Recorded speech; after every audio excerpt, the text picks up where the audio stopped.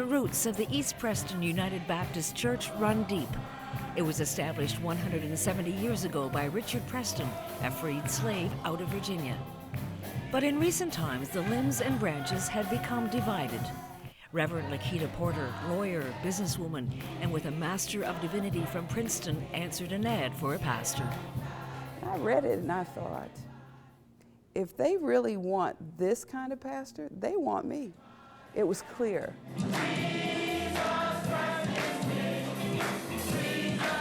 When you look back at the beginning of this church, from the days of Richard Preston, and the congregation started to grow, there were splits and divisions. Reverend Porter comes here, and at the back of the most recent split, we were going through a healing with an interim pastor, and from that point on, it's been raising the bar and moving everybody up to that bar. We're at a high tide.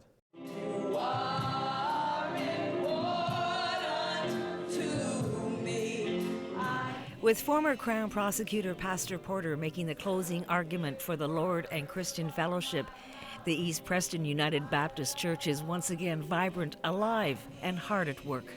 I could read that they wanted change. They wanted to be stretched.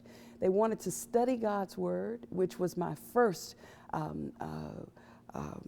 I say commandment in terms of what I was to do. It's let's read the Bible. Let's not just hear about what it says, let's read it. And we're actively engaged in that now. In fact, last night, this sanctuary, there were 73 people, the highest number we've had to date in our Bible study. That we might join together in unity in everything that we say and do.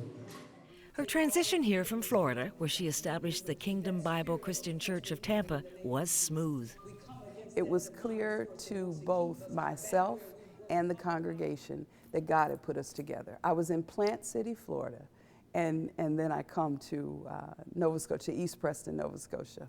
Never the two shall meet, right?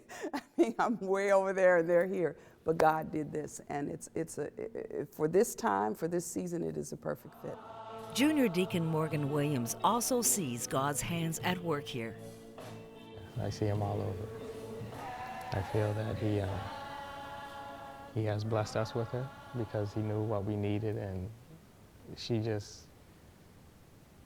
you can just tell really that, he has handpicked her for us and handpicked us for her, and that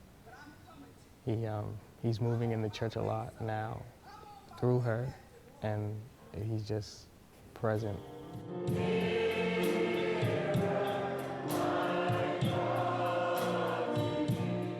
It's hard to describe the feeling, but it certainly is one of strength and one of desire, because I find myself in a whole new state of mind, a whole new state of spirituality, because I want to be in church.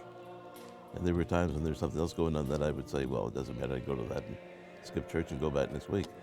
But now I find myself canceling some other events so I can be in church. It's a whole new perspective. The church is filled to overflowing every Sunday service. A capital campaign is underway to build a new church just up the road that will double the capacity. A content-rich website is getting hits from around the world. People do have great hopes from this community, and they always knew that this community would rise to the occasion, I guess you could say.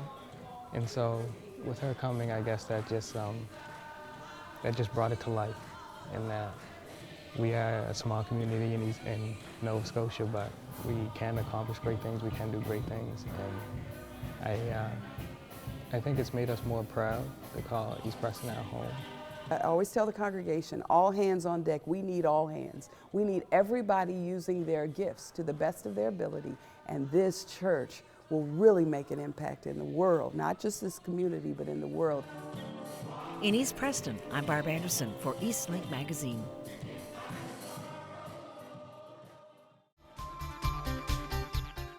Watch Eastlink Magazine. You'll be glad you did.